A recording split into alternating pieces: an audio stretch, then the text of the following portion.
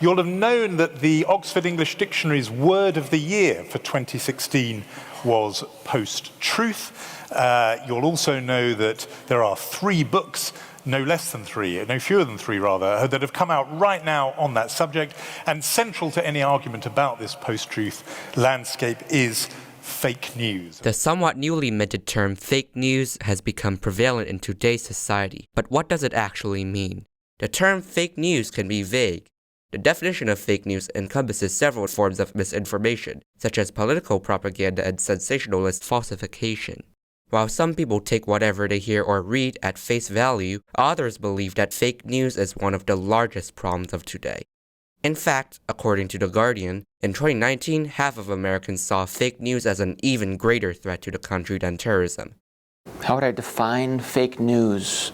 In the general sense, it's just stories that they're just fabricated from the beginning to the end.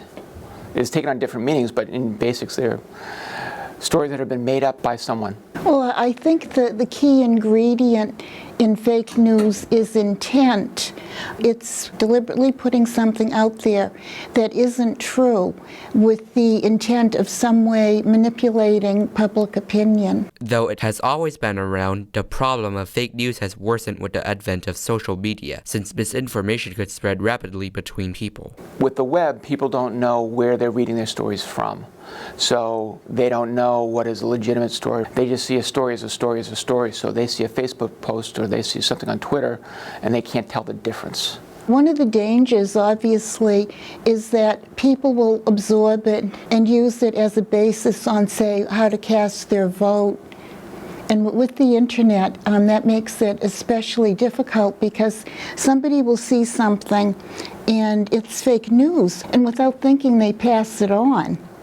And that way the fake news can get spread, very quickly.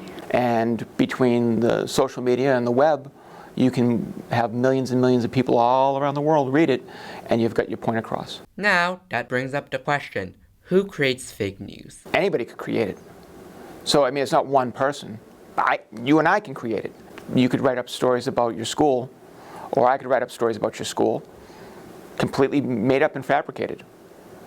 And I could put them online, I could put them on Facebook posts, I could put them on Twitter, I could put them on my blog, I could send them all around the world. With all that in mind, it is crucial to know how to avoid fake news.